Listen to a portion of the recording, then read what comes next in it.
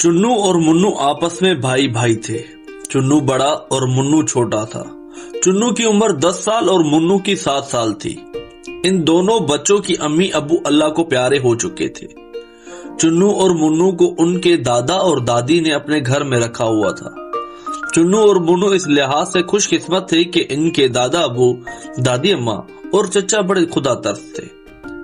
एक दिन चुन्नू ने अपने छोटे भाई मुन्नू से कहा कि देखो भाई, अब हम बचपन के दौर से निकलकर जवानी की तरफ बढ़ रहे हैं, इसलिए हमें अपने दादा अब्बू, दादी अम्मा और चचा का शुक्रिया अदा करना चाहिए, जिन्होंने हमें अम्मी अब्बू वाला प्यार दिया है और हमारा हर तरह से ख्याल रखा, यहाँ तक कि उन्होंने हमें स्कूल में दाखिल करवा कर अच्छा इंसान बनाया।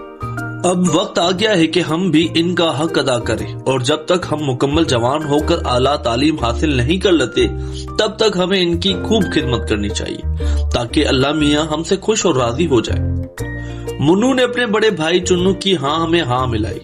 दोनों भाइयों ने ये अहद किया कि अल्लाह न करे अगर हमारे दादा दादी और चचा पर भी कभी कोई मुसीबत आ गई तो हम हर मुमकिन तरीके से इनकी खिदमत करेंगे।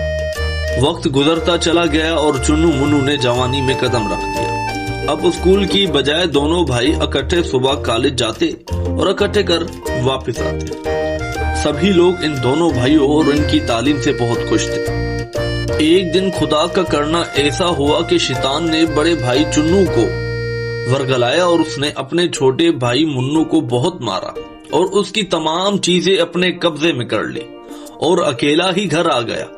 जब इसके दादा और चचा ने चुन्नू से पूछा कि तुम्हारा छोटा भाई किधर है, वो तुम्हारे साथ कॉलेज गया था मगर उस वक्त तुम्हारे साथ नहीं आया, आखिर क्या हुआ?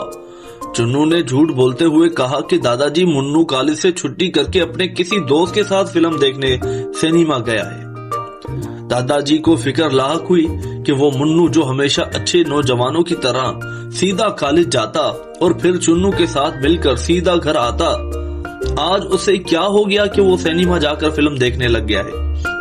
बहरहाल दादाजी को फिक्र लाहक हो गई और उन्होंने चुन्नू को साथ लेकर मुन्नू की तलाश शुरू कर दी। चुन्नू के दादाजी ने आस पास इधर उधर गलियों मोहल्लों में हर जगह तलाश किया मगर कहीं नहीं मिला।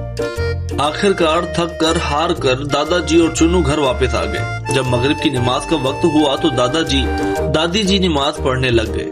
जब चुन्नू अपनी किताबें और दीगर सामान खोल कर बैठ गया और हल्की फुल्की शरारत और मुस्कुराहट के साथ नमाज पढ़ने की बजाय एक जगह बैठकर दिखावे की खातिर किताबों का मुताला करने लगा। उसका साफ मतलब था कि चुन्नू जवानी की दहलीज पर कदम रख चुका है और उसके किसी की परवाह नहीं। उसका साफ मतलब था कि चुन्नू जवानी की दहलीज पर कदम रख चुका है और उसे किसी की परवाह नहीं।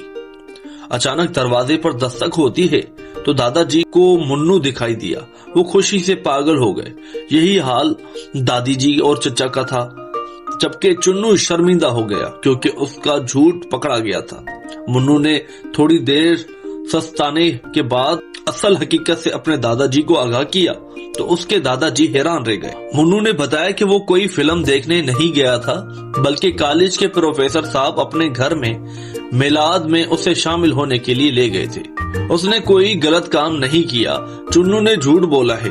दादा और दादी को चुन्नू पर गुस्सा आया। उससे पहले कि वो चुन्नू के खिलाफ कोई कदम उठाते कि चुन्नू को फौरन ही अपनी गलती का एहसास हो गया कि उसने झूठ बोला था। बहरहाल मुन्नू और दादाजी ने चुन्नू की गलती से दरगुजर किया और उसने झूठ के पकड़े जाने के बावजूद माफ कर दिया। चुन्नू शर्मिंदा सा होकर रह गया था।